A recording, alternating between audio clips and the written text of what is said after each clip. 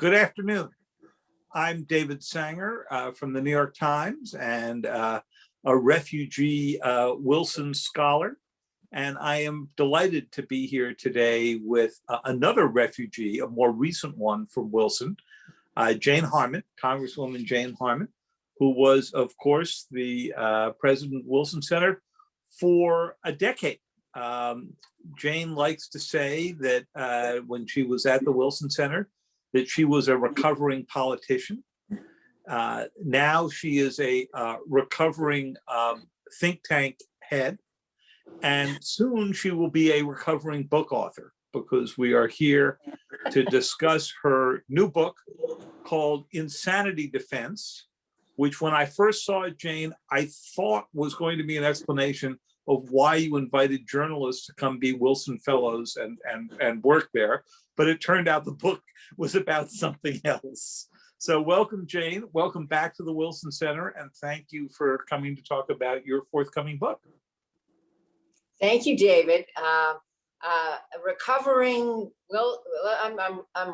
from all these recovering titles. But it's always been my line, just so you hear it, that you've written a couple of books at Wilson, and Tom Friedman wrote his best book at Wilson, which was From Beirut to Jerusalem. And others have done this. Joby Warwick just wrote another blockbuster. And my view is that you're all famous because you did this at the Wilson Center. I mean, the New York Times is a nice day job, but the Wilson Center is kind of the basis for your fortune and fame. And so now maybe I'll have some fortune and fame.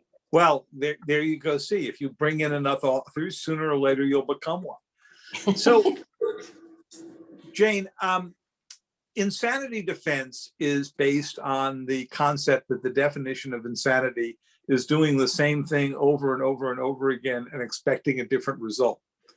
And your fundamental argument seems to be that for 4 decades in Washington, you have watched people in the national security sphere do the same thing over and over and over again and expect a different result. And that in fact, shock of shocks, that hasn't happened. So tell us a little bit about that. What is it about Washington that we keep doing and doing over again on this gerbil wheel of national security policy development that you think is fundamentally flawed? Well, let me first say that the tagline on the cover of the book, I actually have the advanced copy so that everyone can see. It's a really snappy cover. Everyone should see this. But the tagline is, why our failure to confront hard national security problems makes us less safe. And we are entering our 4th decade. Really, the book starts with my elected political career. I was in government before. I was a Senate aide, and I was in the Jimmy Carter White House as the deputy cabinet secretary for some years. And then in the 80s, I was in law practice. So I'm a recovering lawyer also. But what it covers is the fact that when the Cold War ended, our organization for national security policy also ended. During the Cold War, we had 2 teams, the US team and the Russian team, and everybody signed up. And when the Cold War ended, we beat the Russians. And one of our early mistakes was we really beat them and we didn't welcome them back. And that was a mistake we did not make after World War II. We did make it after World War I. But at any rate, it basically starts with Jane comes to Congress. Jane's on the House Armed Services Committee, and Ron Dellums, who was then a former Marine, but by this time a member of Congress from Berkeley, California, which is kind of a peaceful community, is asking the question, what's our post-Cold War strategy? We don't have a strategy. And that question is still fair. And that's what the book is about. It's a policy memoir. I was there in Congress for a big hunk of that. I've been at Wilson for another hunk. And now my question is, 4th decade, what is our post-Cold War strategy? Or maybe we're back to the Cold War, given our current view of China. Well, we'll get back to the question of are we entering a new Cold War, but let me press you a little bit on the concept, because every president of the United States is required actually to do this annually, but nobody does because it would truly be insanity to go do that, to develop a national security strategy of the United States. And I've covered and written a good number of these. Usually presidents do it at the beginning of their first term. Sometimes they turn out a revision in their second term if they have one. George W. Bush turned his out relatively shortly after 9/11 while you were still in Congress, and you spend a lot of time in the book and a really fascinating discussion of what was happening in Congress after 9/11. And that one was famous for its declaration that the United States would act preemptively if it saw a threat arising. And sure enough, we went into Iraq shortly thereafter, and people then debated what that was all about. In his second term, George W. Bush said it would be the policy of the United States to spread democracy around the world for the next 70 or 80 years. That was the second inaugural, and the national security strategy was amended to that end. Obama's national security strategies were of a very different tone. President Trump developed I should say that H.R. McMaster, his national security advisor, developed one that basically said, we've spent too many years pursuing terrorism, and we didn't realize that the world of old power competition with Russia and China had returned. He referred to them as revisionist powers. President Trump then went out onto the South Lawn with a copy of the national security strategy and began to describe a strategy that bore very little resemblance to what was in the actual published strategy. Okay. And while President Biden's only been in office for 5 weeks, with the knowledge that your book was coming out, today the White House is publishing an interim strategy until they can get time to write their full strategy. So with all these strategies around, how can you say there's no strategy? Because there's no strategy. I mean, what we have literally seen, even if H.R. McMaster published a beautiful document and he could recite it by page when he was the national security advisor, President Trump didn't read it and nobody followed it. But let's roll back the videotape, to use a very old analogy here, or a metaphor. I remember it. You may too, David. But I think we didn't have a focused foreign and national security policy for much of the 90s when Bill Clinton was our president.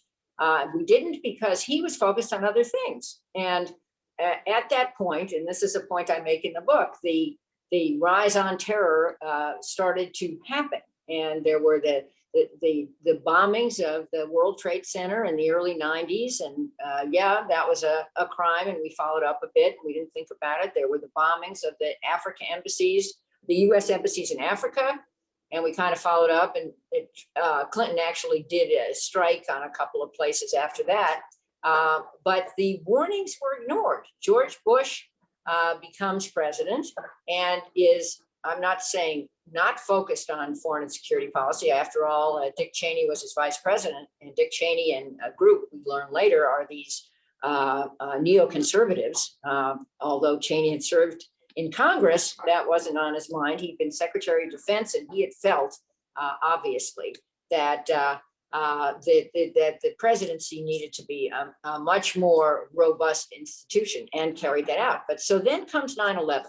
We're half asleep before 9/11, even though commissions, including one I served on, warned about it. We're half asleep, and that's the opportunity for us now to have a national security strategy, which is the war on terror. And I make a point that terror is a tactic, and this war, in many respects, in hindsight, could have been was counterproductive. We over militarized our response to 9/11. And ignored the offer from many who could have become our allies. Even Iran wanted to help us after 9/11. Think about that. And we ignored the opportunities to use our soft power to build a safer, better world, which might have been, in hindsight, the better strategy. And then the war on Iraq, which you just mentioned, which I voted for based on poor intelligence, which I didn't recognize as poor intelligence at the time, although my late husband did, even though he hadn't read it. based on poor intelligence, was the neocon opportunity to roll out this strategy that they had, which is let's democratize the world. Didn't, how do we like that movie? Didn't work out so well. We, in addition to the Arab Spring, much of the world is far less democratic than it was. So now we are here. And the last strategy that I saw was H.R. McMaster's. China and Russia are back. Geopolitics is back. Counterterrorism is something we have to keep focusing on, but these are our primary threats. And I kind of agree with that, actually, but I don't think we have yet embraced that, and I don't think Trump did. So let's talk a little for a moment about why we haven't embraced it. It was pretty easy in Congress to embrace a counterterrorism strategy and even an Iraq strategy, because we had just been attacked. Right. The country was convinced that the next attack was going to happen. We're going to be later on this year, as just as your book finally falls off the bestseller lists in September, we'll be at the 20th anniversary since 9/11. And if you and I had gone off to take a bet at dinner about whether or not that we've ever bet at dinner, but if we were, and about whether or not we'd get 20 years without another attack, I don't think either one of us would have taken that bet, right? That we would have thought that Al Qaeda in some way would have tried another spectacular attack or some other terror group. So what was it that forced the United States to basically hijack its approach to the world to a counterterrorism strategy, a couple of years after 9/11 was over? Well, 9/11 was a pretty searing event on the U.S. psyche. I'll speak for myself. I was the co-chair at the time, and interesting that there were co-chairs, or just of the terrorism special subcommittee on terrorism of the House Intelligence Committee. That had been formed by the then Speaker of the House, and my other co-chair was Saxby Chambliss. And I was walking toward the dome of the Capitol on 9/11 morning when my phone went off and my office said, "Capitol is closed, come back to the office immediately, major event." So by the time I got back to my office, that was closed too. And the response to Washington by the United States Congress, which takes an oath to provide for the common defense, was to close down while we were understanding these events, which included not just the airplanes crashing into the trade towers, but the airplane crashing into the Pentagon. And that was a ridiculous move by Congress. But anyway, my point is, it was a searing event. Everyone who was around felt it. It's something like the riots in the Capitol a few weeks ago, and I would say that their impact on some of us was pretty serious too. But in this case, to watch two of our iconic towers collapse, to see the human tragedy playing out on television, and to understand how this happened, essentially by accident, not that the Al Qaeda thought it had this capacity, I think changed us. And so you're right, David. Many of us, maybe not everybody, thought we would be attacked again. And as America responded together, this isn't happening lately, thought you should know. And so we weren't attacked again in a catastrophic way like this because of two good things. One, we hardened airplanes. And two, the mantra of Al Qaeda is still to attack airplanes. But that doesn't mean that we could not, in an asymmetric way, be rife for an attack. We've just seen some pretty devastating cyber attacks, something you know much more about than I ever will know. Congratulations, David, on being not only so smart about this, but able to write about it in ways that the rest of us can actually almost sort of kind of understand it. There are such things. I mean, cyber is the perfect weapon now. Maybe blowing up airplanes was the perfect weapon 20 years ago. But my basic point is that our psyche was seared. We had the country working together. Congress on a bipartisan basis passed a bunch of laws. Not that every part of those laws were right. And in addition to that, Dick Cheney led the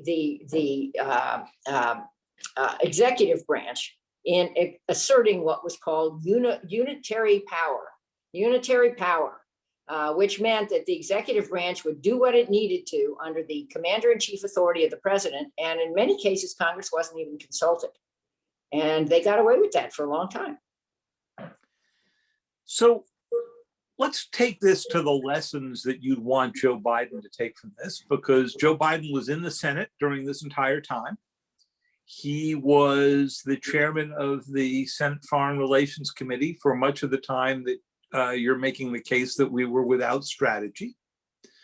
And he has now inherited 4 years in which our allies grew to distrust us. Our democracy began to fracture, and I think came relatively perilously close to deep crisis by the time the transition happened. We've already mentioned that with the January 6th events. And yet it strikes me that so far his foreign policy agenda seems a bit more modest than his domestic agenda. Now, maybe that's understandable. He's got a pandemic, he's got a financial downturn for many Americans, millions of Americans triggered by the pandemic.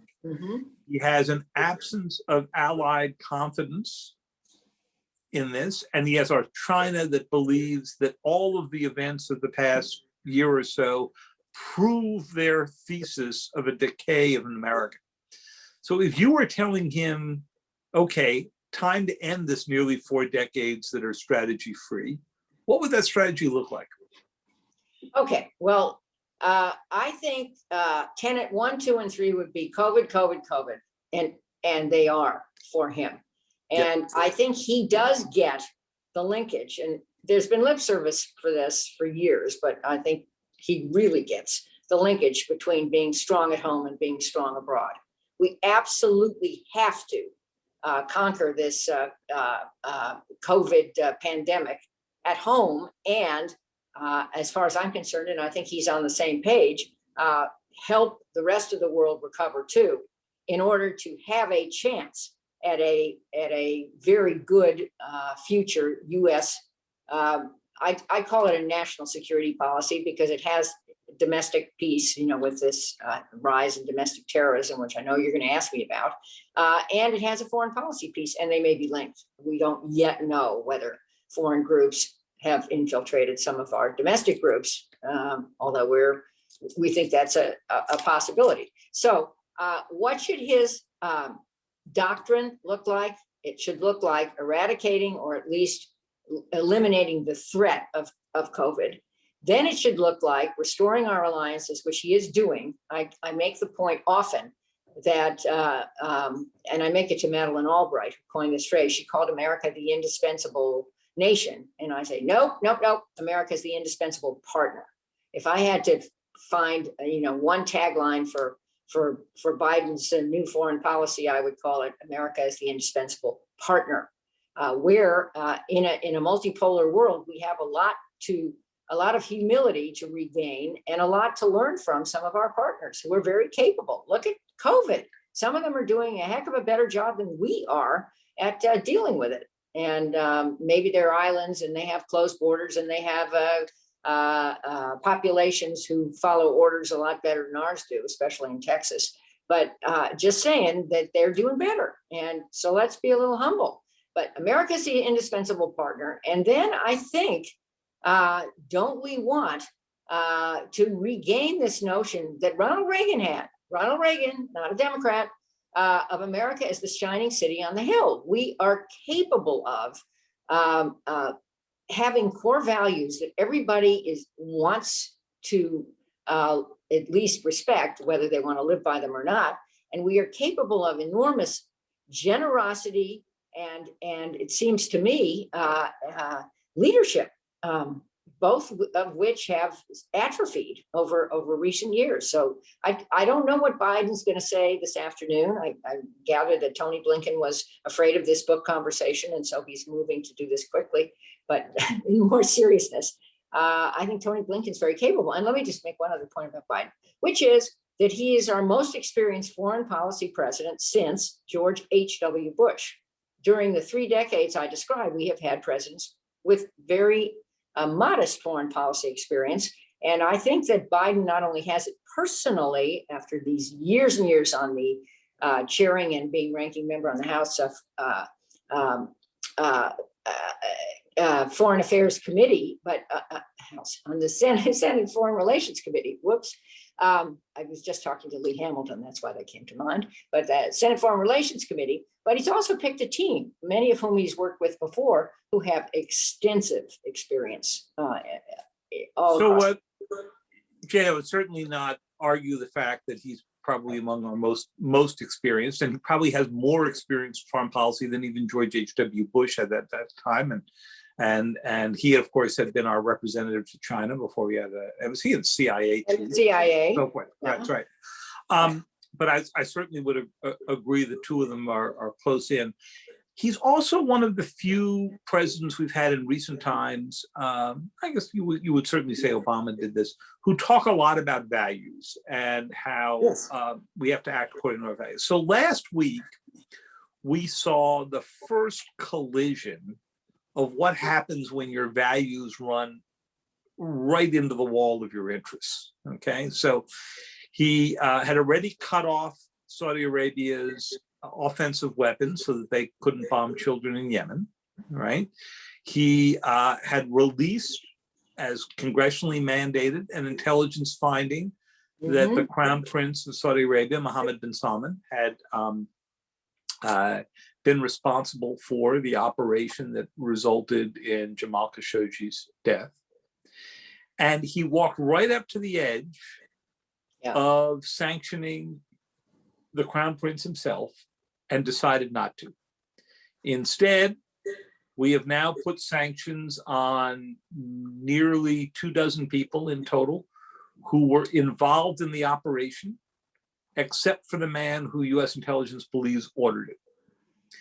And the explanation was we couldn't afford a rupture with Saudi Arabia, a country that was key to both, of course, where the 9/11 hijackers came from and key to the counterterrorism that followed. Was that the right call, or was that overly cautious? Well, it certainly was cautious. I think it was messaged poorly. Not that I don't like Jen Psaki, I do. I have great respect for her, but I was reading your co-David today, David Ignatius, who defends this a bit, and I've got his op-ed right in front of my face, and talks about the fact that this Khashoggi ban, which came with the announcement of sanctions, which is to deny US visas to foreign officials and who harass journalists and activists abroad, really could have far-reaching implications. It does. The only thing it doesn't do is apply to the man who ordered the operation against Khashoggi. Oh, does that mean that we'll never block his visa? Are we barred if he violates the Khashoggi ban? Well, let me back up, because I do No, think if he blocks it again. Another, as Fred Ryan, a man known well to the Wilson Center, wrote the other day, does this give one free murder pass to national leaders? And it shouldn't. And we shouldn't have that policy. I'd like to believe there are informal or private conversations going on. I don't think all of our foreign policy and security policy needs to be in your columns, David. You are just most of it. Right, that's just most of it. And I do agree with you, because you have pointed this out to me, because I keep asking you this publicly. Why are you revealing how we do, what hacks happened and all the rest of it? And you say that there's a prophylactic value to that. And there is, and a free press matters. And this Khashoggi doctrine is a good thing. I'm sure you would agree with that. Yes. But I don't think that MBS should get a get out of jail free card. I thought it was interesting that Biden met with the king, not with MBS, or met virtually in a phone call that they had fairly recently. And I also do think that the welcome mat for the Saudis is going to be kind of half rolled up in DC. Do I think this was the right policy? I don't fully understand this policy yet. And I do get it, and I'm sure you do too, that Saudi Arabia still provides most of the oil for the world, and it will be destabilizing to a lot of countries we care about if that were cut off, although I think they would be cutting off their nose to spite their face if they didn't sell oil to anybody. I also get the fact that if we completely close them off, we're opening a vacuum for Russia and China to fill. And Russia has been, in its adventurous, destabilizing way, filling the vacuum we created in Syria. So I see that. I'm glad we've halted the arms sales. I hope we halt the arms sales that Trump was promising go beyond just stuff for the war in Yemen, which I also hope we are getting out of. But I'm not fully satisfied, and I want to know more. And if there is more going on, then maybe it wasn't a get out of jail free pass. So if you were helping Biden design his future strategy, would you go back to some version of what McMaster turned out, even if President Trump didn't read it or absorb it, which was fundamentally a focus on the declining but disruptive power of Russia and the rising technological power of China, and make the counterterrorism issues that have dominated our time for the past 20 years and much of the time that you cover in the book, make that basically a subsidiary element, more tactical than strategic at this point? Yes, actually. I was a member of the Defense Policy Board during this time. You may have noticed that 11 out of 13 of us got fired in the last weeks of the Trump administration. And those 11 included Henry Kissinger, Madeleine Albright, Eric Cantor, who last time I looked was a former leader in the Republican leader of the House of Representatives and so forth. But at any event, I was there when that report was presented to the policy committee. Now, those are private deliberations, but I thought that the presentation and the public presentation was sensible. And I think McMaster was a very careful thinker on such things, and was reading it like a Bible. Well, on page 4 it says this, and on page 9 it says that, and I think Trump ignored it at his peril. But let me say this about Russia and China: the hope was that we would identify them, call them out, and have them be dealt with separately. That didn't work out so well because we were clumsy, and in many cases, Russia and China have teamed up, which was not a result we intended. I also think that your comment on counterterrorism, I don't know that it was moved down a rung. I think the others were moved up a rung, and I think we missed the whole rise in the multipolar world after the Cold War. I mean, what happened in the 90s? China rose. That's something the Wilson Center would admit. China wasn't rising; it rose, and it has huge reach in the world and huge potential for, if we end up just being in a confrontation with it, for harming us. Whereas we could have, if we'd been more adroit, anticipated this and worked for a more cooperative arrangement with China, and respecting the fact that it has a huge population and a huge history. Obama used to say, we couldn't contain China even if we wanted to, right? So don't design a strategy around Chinese containment. It's going to fail. President Trump might have agreed with that for the first 3 years of his presidency. By the 4th year of his presidency, after the COVID-19 cover-up and his use of the phrase China virus and so forth, he was in full containment mode. The phraseology you hear from the early days of the Biden administration is cooperate with them where we can, compete with them almost everywhere else, and build alternatives, whether it's 5G or semiconductors or AI. Is that the right approach? Yes, but some of the harder tactics that Trump described are right. I mean, Henry Kissinger, whose name is on the door of our China program at the Wilson Center. It is called the Kissinger Institute for China and the US.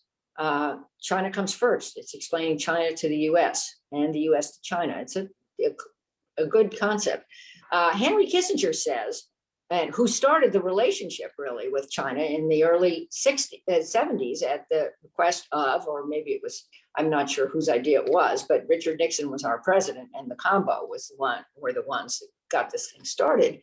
He says we have to be tougher on China. China steals our intellectual property. China flagrantly violates human rights. Think the Uyghurs in concentration camps. Think now, sadly, Hong Kong. Think, I hope not, Taiwan. Think China's aggressive behavior in the South and East China Seas, where multiple countries overlap these rocks and shoals that China is now building military bases on. So not okay. So we got to confront all that. But if we can also think, hold three ideas in our head at the same time, play three-dimensional chess with China, and think, cooperate and compete, I think we get farther. Cooperate on the environment. Even China gets it, that we can't wall off the effects of climate, and we will not be able to do that. Cooperate on pandemic. We had a bad start. I mean, China did cover up, but I think Trump could have, instead of calling it the China virus and fomenting, sadly, a lot of hate against Chinese people, which is going on in full force in the US, which is very unfortunate. Could have found, you'd think, with allies, friends, people in the region, a way to get at that. Instead of pulling out of the WHO, we could have made it more robust and confronted China in an effective way. I think we could have tried. So just saying that yeah, I think we can keep three ideas in our head. And I think there is a way forward with China, but we'll have to be adroit. And I think that Biden gets that. And I hope he appoints a very talented ambassador to China who knows a lot about the country. I have some thoughts about that, but I don't want to jinx it. Somebody we both know well. But anyway, just hoping that happens.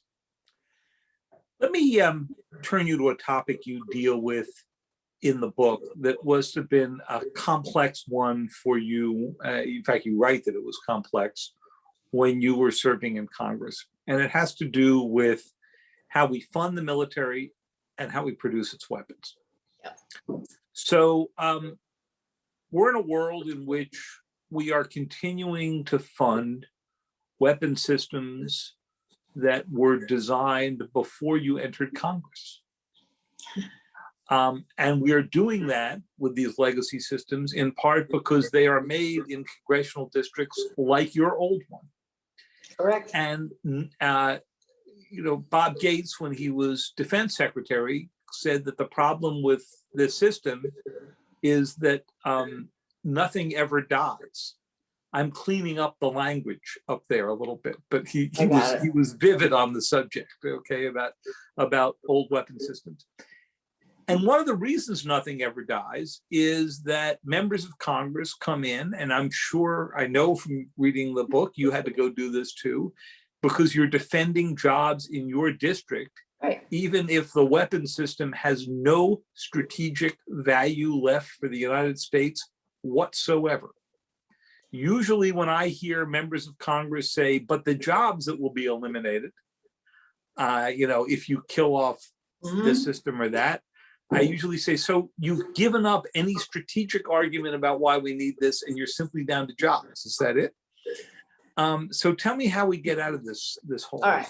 Well, I am not as bad as you described me, because I actually had some idea about transitioning the aerospace workforce to newer weapons and systems. Yeah. Just so, for the record, but basically, I do know that, but I needed to get a rise out of it. I know you just need, yes. Well, it's a technique, David. Touche. So, but what I describe in the book is how we won the Cold War. Remember, we beat Russia and we made them understand that we beat them. And then we declared a peace dividend. That was in the H.W. Bush administration, Bush 41. And that meant that I wasn't in Congress yet, so it wasn't my fault yet, the defense and intelligence procurement budgets. And then Jane gets elected to Congress in the first post-Cold War class. And these budgets are much lower. So who gets whacked with lower budgets? people in my district who made and still make, although there's been, now that I'm not there, a lot of them have moved around the country. Shame on them, but seriously, who make, I said the triple PhDs who won the Cold War were out in the cold. And these were people who designed a lot of the advanced technical systems, including satellites mostly, but also parts of air platforms, in fairness, in my district. So what did I do? I didn't fight to restore every platform, just saying. I worked with Pete Wilson, former senator who was then governor of California, and I talk about this, on dual use technologies where aerospace firms that used to be totally in the defense biz could also be partly in the commercial biz. And for example, a satellite bus, which is the frame into which you stuff the software for a satellite, could be the same frame used for commercial and defense purposes. And we worked on that together, Pete Wilson and I, in the 90s to transition some of these systems. But your point is fair. And I'll just tell one story that wasn't in the book, but it's remained with me. I was an advocate for the B-2 bomber, which is a stealth bomber. There are no right angles on this thing, so it evades radar detection. It wasn't made in my district, but it was made in California. And I remember going to lobby Bill Clinton with a group of, extremely brilliant and wonderful members of Congress, bipartisan, to build more B-2s. I think that's what it was. We showed him a chart, and it had 2 B-2s on one side, and then it had a whole bunch of other stuff that that had capacity, but not the same as the B-2s. And we said, you could get rid of all of this and just have some more B-2s. And Clinton, who was an astute politician, pointed to the little two B-2 bombers and said, that's the opportunity, but it's also the problem, because everyone's dug in defending the old stuff. And it's not just Congress, it's the Pentagon too. Think about the people who run the non-B-2 program at the Pentagon and like their jobs. They don't want to be shuffled around. So we're in the widget protection system, and it is I use that in the book, and it is, handcuffing us from the modern defense approach we need. So if you were designing the defense budget from a fresh sheet of paper, this is a technique we try to do with our students at the Kennedy School. Good luck with that. Yeah. Yeah. And you didn't have the legacy systems, where would you be putting your money? Cyber, AI? Okay. Yeah. Well, I would start with this question. What are current and future threats? Right. Not and those threats look like very little that you would deal with a warthog. That's right. It's not armies wearing red jackets fighting muskets, other armies standing in, clearly identified. It's almost not that. It's all these little people you describe in your books who have cyber chops, who are 19 years old and wear flip-flops. It's them. It's a bunch of people who are in various ways, it's a harsh word, but brainwashed from distorted religious texts or distorted arguments about our politics, who are ready to go to battle. It's rampant guns in the United States. It's AI, very worried about AI-driven weaponized drones, which, at least according to a new author, could get out of control. It's stuff like that. And how do we field a defense budget against that? It's very different. I don't know how many people have to work there. I'm sure that a lot of these legacy systems have to be discarded. But remember, people have to fly to other places, and there's, we still need air platforms and sea platforms. But it should look very different. Getting from that discussion, getting from the Kennedy School or the Wilson Center to the Pentagon and the Congress will require a lot of medicine and personal protective gear, because it will be very hard. I was there for the battle setting up the Department of Homeland Security, setting up the Director of National Intelligence, and government reorganizations are very, very hard. Right. If you were designing the response to 9/11 today, which you describe at length in the book, including the creation of DHS, which you call sort of a stepchild of the system, how would you do it differently? Would there still be a director of national intelligence who's supposed to coordinate? Would you create DHS? Is it doing what you had in mind at the time? Well, I go through how those things were created, and in certain ways they were both accidents. I think I would go back to the immediate steps after 9/11, which didn't involve either of those things. First of all, as I mentioned, Iran and others offered to help us. Instead of ignoring them, we should have thought about, are there some openings and opportunities here that would really work for us? Iran did not include, no matter what a few people reinventing history may think, it did not include any of the 9/11 terrorists. But at any rate, I would have looked for overtures to reach for a world that would be united against terror. We didn't do that. When you go to the 9/11 museum in New York, which is a great museum, worth seeing, and really terrifying. Into it, it's really terrific. It's terrific. You walk out, and all the press commentary, probably even by you, David, said America was under attack, not the Republicans were under attack by those feckless Democrats or vice versa. So there were opportunities to pull the country together. We did okay with that, but I would have reached for a broader world. I then would have seriously thought about whether war footing beyond attacking those who attacked us, that was the 2001 authorization to use military force, was the right footing. We didn't think about it. And, you know, the 2001 AUMF, which every member of Congress except one, she still serves there, Barbara Lee, Godspeed to you, Barbara Lee, because she thought it might be a little overused. But the 2001 AUMF has been used to justify 40 military actions in 19 countries. And right. Congress has never named in that AUMF. Hmm? Countries that are not even named. Not named. Groups that are not named. Yeah. Ideas that were not in the heads of anybody who voted for that. Nobody thought that threadbare piece of, I guess it was paper at the time, would still be alive. It wasn't supposed fighting to people who were not born at the time of the attacks. Well, that is true too. And it's, you know, and now some people think it was all a hoax and didn't really happen.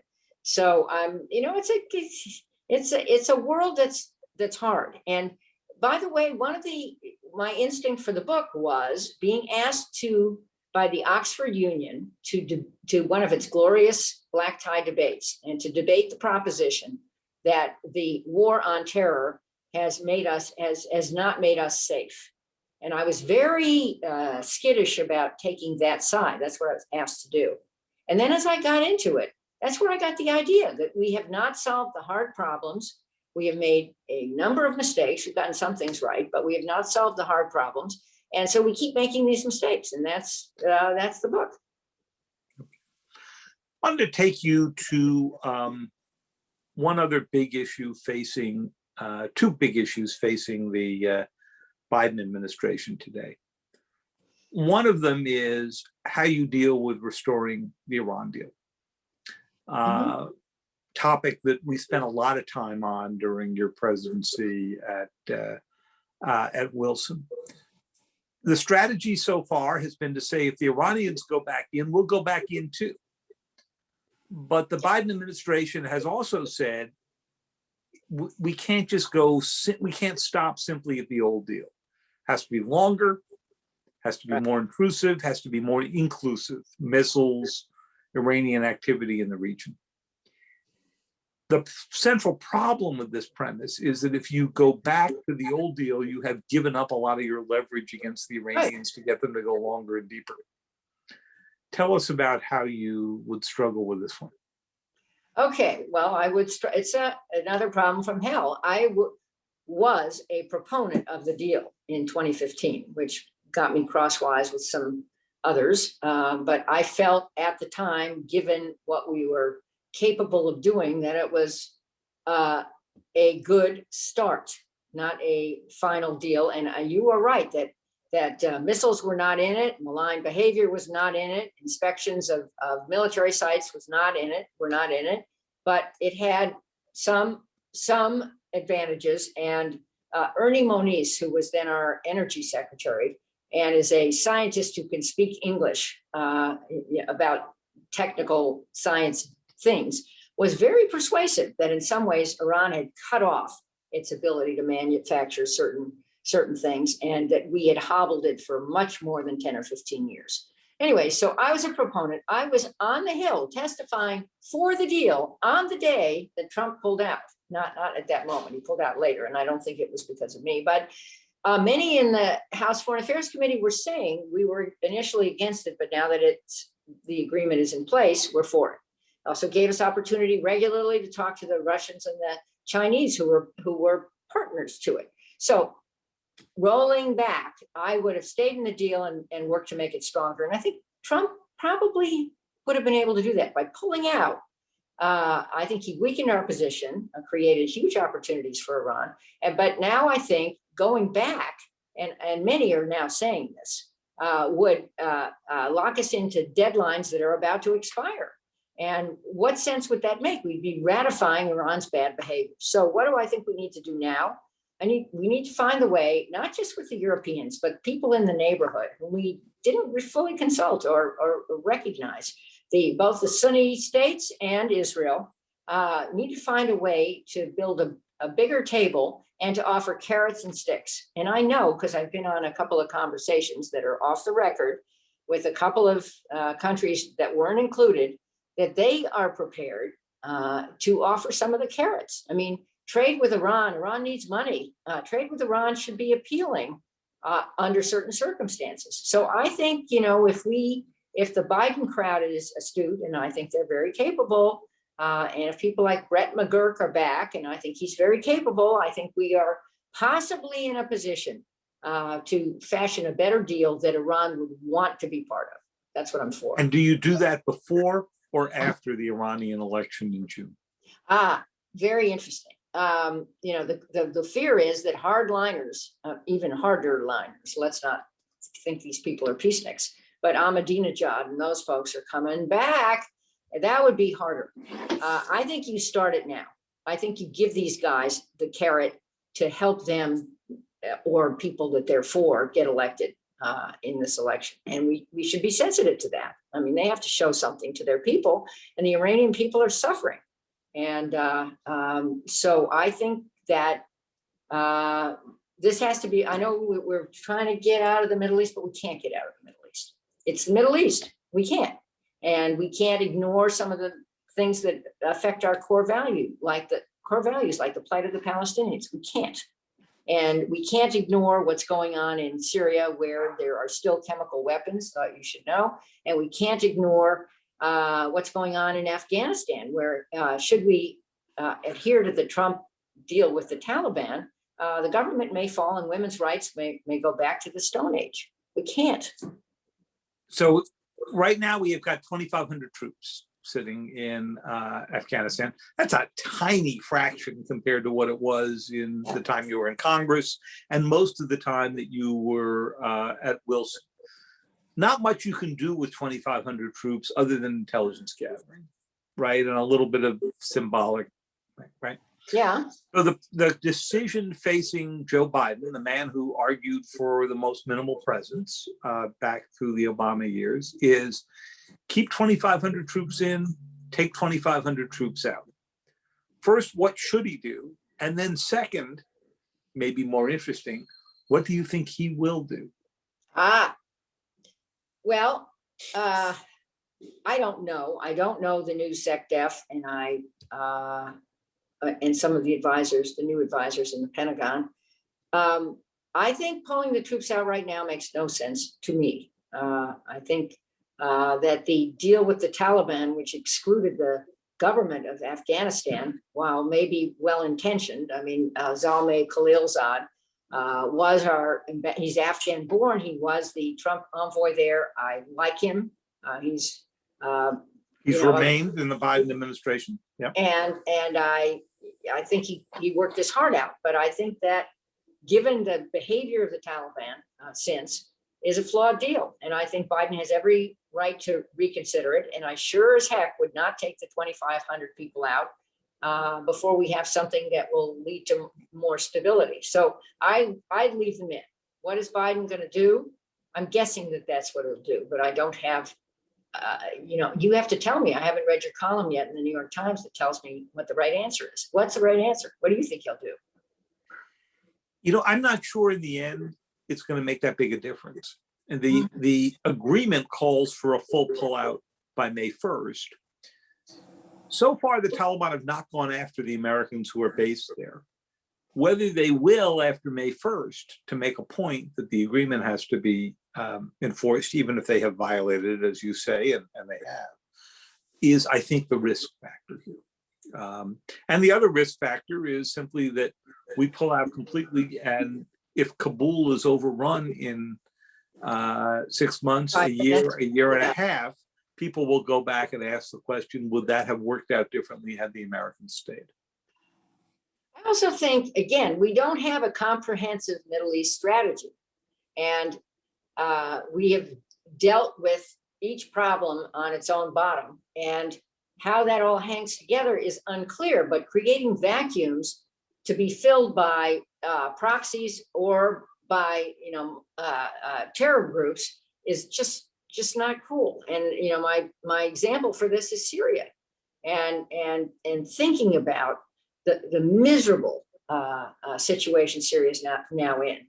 I was there actually early in Bashar Assad's reign with a CODEL, congressional delegation, from the House Intelligence Committee. And we were in Damascus, a sophisticated city with a big souk, and we were in his palace talking to him, and we all thought there was a chance he would be a moderate leader. We also thought that Erdogan would be a moderate leader, go figure.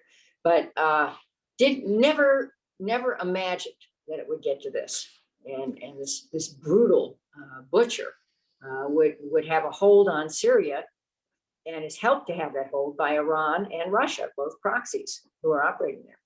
So, Jane, we only have 5 minutes left, and we've discussed an old traditional problem. Do you leave troops in place? It's a big decision that president's going to have to make. It's early March now. The deadline's May 1st, and you can't pull troops out right away. So he's going to have to make that decision in the next few weeks. He's also going to have to make a completely new age decision in the next few weeks. And you allude to these technologies as well in insanity defense. He's going to have to decide how to go respond to Russia on solar winds, which was a cyber intrusion. They are not using the word attack yet, anyway, on 9 government agencies, over 100 American companies that the NSA completely missed. Right. They were notified of it by FireEye, the cybersecurity firm. What does the fact that they missed it tell you? What kind of response would you put together if you were President Biden? Okay, the fact that they missed it is an embarrassment, an intelligence failure. I hate to say it because there are people in these agencies that I have high regard for, but to have it was going on for months before FireEye found it, as I understand. It was going on from March through December. Yeah. Right. I learned that in the vaunted New York Times. Well, from some author. Who is that? I can't imagine who. So, and it was a brilliantly conceived operation to get into the supply chain for the upgrade for computers, both in the government. I learned this from you, David. So if I'm making a mistake, you'll correct me. The upgrades for these government agencies, 9 biggies and 100 private firms. I mean, how clever. And what do I think? I think we missed it. Shame on us. What do I think we need to do? We have to. You've taught me this too.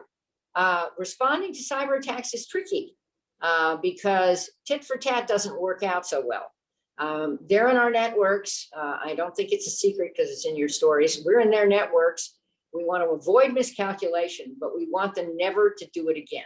So I would say a couple of things. We have to do more. I'm not sure we have to announce what we're going to do, but we have to do more. And I think Biden has announced some things already. I think he has. But we also have to get better at preventing these things. We need to be better. We need to be able, however expensive it may be and however hard it may be, to know when, 8 months earlier that something's happening, and our intelligence agencies like the NSA have to know that. Very good. Well, Jane, we could do this for hours. We have, and we will in the future. But while I'm not out of questions, we are out of time. The book is called Insanity Defense. St. Martin's Press is publishing it when? In May. It exists in a virtual form now. And the reason we're talking about it now, in case anyone's wondering, is that this is when Congress and the administration are forming their agendas. And we didn't get into some specific fixes that I suggest for things like surveillance, detention, Guantanamo Bay, et cetera, all of which have led to, unfortunately, black eyes for our country because the policies were not substantially vetted, or even Congress wasn't even informed in some cases about black sites or so forth. But I am hoping that this policy memoir will at least chronologue some of my mistakes and a few of my successes, and also be a roadmap for some fixes that are achievable. And, well, there's some very real reasons we didn't get in every specific, because we need an incentive for people to go out and buy the book. Oh, there's that. And David, you're better at this than I. You're an author of all of these brilliant bestsellers. We can't give away all of the Harman secrets right away. They're going to have to pay for them on Amazon or at your local bookstore. And all I can say is, as a recovering lawyer, a recovering politician, and an unrecovered leader of the Wilson Center, I would just hope to walk in your footsteps as a scholar and author. Well, thank you very much. Thank you, Jane, for writing the book. Thanks for spending an hour with us talking about the book. I'm sure we'll hear more about it come May, when it is out in hardcover. And hopefully by that time, we're all vaccinated and can walk into our bookstores and actually buy one there. Well, you can buy it online now, just in case anyone would like to do that. You can get an advance copy. But thank you, David. And there is a reason why you are a scholar at the Wilson Center and invited back regularly. You're a smart guy, and you're a pleasure to learn from and work with. Well, thank you, and thanks for writing the book. And we look forward to talking to you about it more. Take care. Bye-bye.